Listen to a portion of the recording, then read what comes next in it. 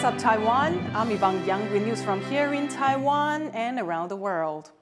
In his confirmation hearing, U.S. President Donald Trump's pick for Commerce Secretary Howard Lutnick has slammed Chinese AI startup DeepSeek, accusing it of stealing from the United States. It comes as the company's new chatbot sends shockwaves through the tech world and raises questions about security. Cadence Corunta reports. Dethroning ChatGPT, a new chatbot created by Chinese startup DeepSeek has become Apple's U.S. App Store's most popular free app. It's a development that's rocked the tech world. The company says the chatbot was launched at a fraction of the cost and with less advanced microchips than those developed by industry giants like OpenAI and Google. But many users have noticed something else. The chatbot also appears to censor itself on sensitive Chinese issues. When asked, who is Ai Weiwei, an exiled Chinese artist and activist who has been openly critical of the Chinese government, DeepSeek did generate a response, but its answer disappeared moments later, replaced with an error message and request to change the subject. This isn't surprising, given China's tight control over its internet and social media, but it is worrying to many, especially if China takes the lead in AI, with its censorship laws embedded in its models. Chinese companies, even if they are relatively very independent, they're still within that legal structure, within that political system, and held. They're bound to expectations that go along with that. It's hard for them to escape expectations of censorship, especially around the central topics that the Chinese government is not in favor of. Others are concerned about the risks of DeepSeek's release of its AI model as open source, meaning users can access its underlying code and modify it for their own purposes. And so almost overnight, every AI developer in the world got access to kind of like PhD level intelligence that they could run at home. This makes it very hard to control what the technology is used for, and it's unclear if DeepSeek has a safety research team like US AI companies. Other experts have warned that DeepSeek users' data, which its privacy policy says is stored within China, could be used by the Chinese government, echoing a concern US lawmakers have expressed about TikTok. But others say similar privacy issues exist within US AI products as well. US President Donald Trump's press secretary has also said the National Security Council is looking into the model's national security implications, and the US Navy has banned its personnel from using it. At the same time, in his confirmation hearing, Trump's Commerce Secretary nominee accused DeepSeek of stealing from the US to launch its new model. How could it be more clear than this week when DeepSeek, a Chinese AI, says they were able to create things dirt cheap? How? By leveraging what they've taken from us, stolen from us, or leveraged from us. It's outrageous, and it needs to be addressed. Lutnick says he wants to put more restrictions on China, adding to existing export controls that limit China's access to advanced chips. But security concerns are not stopping users from testing out the new chatbot, which many say works as well as or even better than ChatGPT. John Su and Cadence Corunta for TaiwanPlus. A magnitude 5.6 earthquake has shaken southern Taiwan. No casualties or injuries have been reported. Officials say the tremor struck Jiayi County and is the strongest aftershock to follow last week's magnitude 6.4 earthquake in the same region. Residents in nearby Tainan and Yunlin also experienced tremors that damaged buildings. Following the quake, Taiwan's high-speed rail experienced delays and reduced train speeds on routes in the area. Taiwan President Lai Ching-te has warned senior citizens in southern Taiwan to beware of online scams.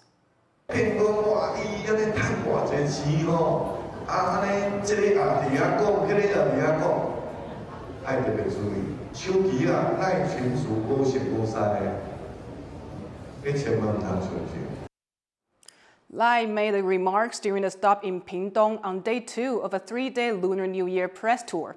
Taiwan has been hit by a wave of fraud in recent years, with elderly people frequently targeted by scammers.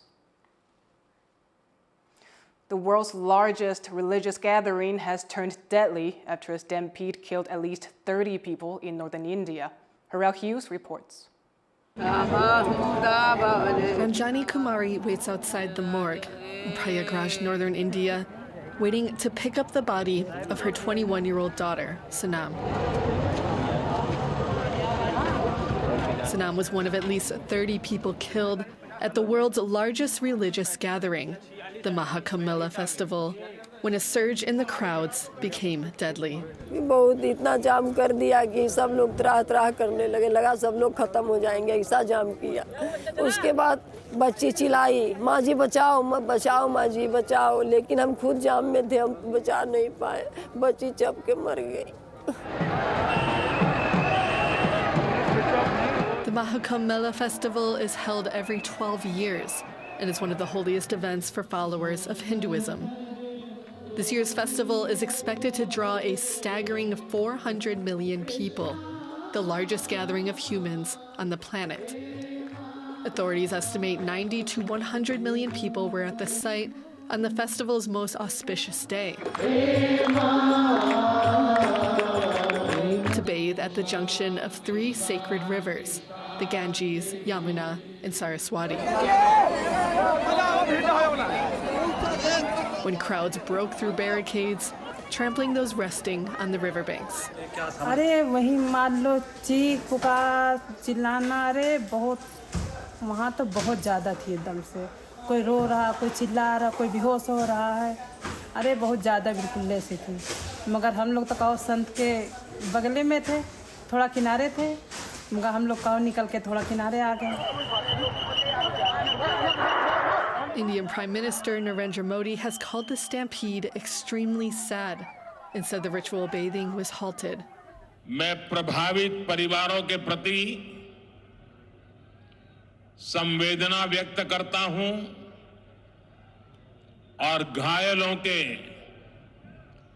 जल्द स्वस्थ होने की कामना करता हूं. Officials have ordered a judicial inquiry into the incident amid allegations of mismanagement and poor handling by the police. And as dozens are treated for injuries, families wait to hear the news of those still missing. And worshippers are now able to return to bathe in the sacred waters. Delphine Chen and Harel Hughes for TaiwanPlus. A commercial plane has collided with a U.S. Army Black Hawk helicopter near Washington, D.C. The incident occurred as the American Airlines flight was approaching a runway at an airport outside the capital city. It fell into the Potomac River, where a search and rescue operation is now underway. The plane was carrying 64 people, and 3 Army personnel were on board the helicopter. Authorities have not officially confirmed any injuries or deaths. U.S. Transportation Secretary Sean Duffy says the aviation officials will investigate the crash and modify flight paths around the airport if needed. A once powerful Democratic senator has been sentenced to 11 years in prison for taking bribes. Bob Menendez of New Jersey chaired the Senate Foreign Relations Committee for over a decade. He was known for his strong support for Taiwan, introducing numerous pro-Taiwan bills over the years. He was convicted last July of accepting bribes in exchange for aiding foreign governments, including Egypt. During the sentencing, Menendez reportedly broke down crying and asked for leniency. But outside the courthouse, he sounded a defiant tone. Welcome to the Southern District of New York, the Wild West of political prosecutions. President Trump is right. This process is political and it's corrupted to the core. I hope President Trump cleans up the cesspool and restores the integrity to the system. Thank you. Menendez is set to begin his sentence in June. U.S. President Donald Trump's nominee for Health Secretary Robert F. Kennedy Jr. faced tough questioning by U.S. senators during his confirmation hearing on Wednesday. So I'm asking you yes or no, Mr. Kennedy. Did you say that COVID-19 was a genetically engineered bioweapon that targets black and white people but spared Ashkenazi Jews and Chinese people? I didn't say it was deliberately targeted. I just quoted an NIH-funded and NIH-published study. Kennedy has expressed fringe views on vaccines and endorsed numerous conspiracy theories. He struggled to answer senators' questions about government medical programs and his own past statements. Kennedy insisted he was not against all vaccines, just concerned about their safety. He is one of several contentious nominees for key positions in U.S. President Donald Trump's administration. A creek in rural Hsinchu County is seeing a drop in water quality as a string of development projects send mud and silt flowing downstream. But a group of local young people is trying to raise awareness and maybe help reverse the damage through a series of guided tours. John Van Trieste reports. This little creek in northern Taiwan is at the center of a grassroots eco-campaign. It's a place locals in rural Hsinchu County's Emei Township have long been coming to, both for their daily needs and recreation. 洗衣是这边的村民对它的印象，那小朋友对这边的印象是会来这边抓鱼虾，对，因为这条溪很清澈的时候，里面全部都是鱼虾。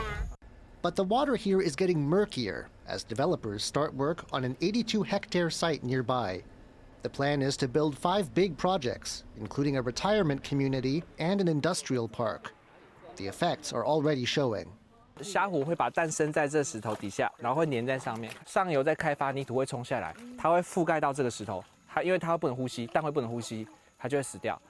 This band of young locals has taken to organizing guided trips out here to spread the word and share the area's beauty. 带很多人一起进来认识这条溪流，其实就形成了那个关心的力量。那也让大家知道说这条溪流是有人在看顾的，有人在守住的这样。There are even hopes to further protect this waterway. 希望是那条溪，我作为我，中正村的亲子的亲水公园。小孩子现在在玩水几乎都没有机会。 Which would not only preserve the area for more human recreation, but also keep it habitable for the fish, insects, and birds that call it home.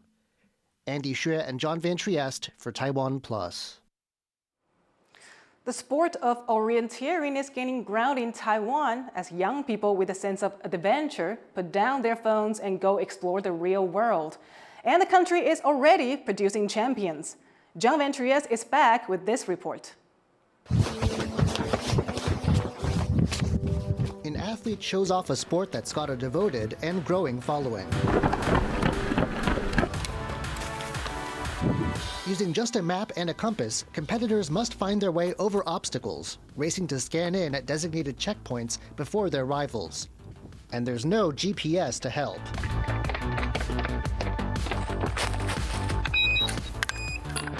This is orienteering, a kind of real-world treasure hunt that's timed. And many athletes who started out in other disciplines have found the rush and the skilled preparation it takes addictive.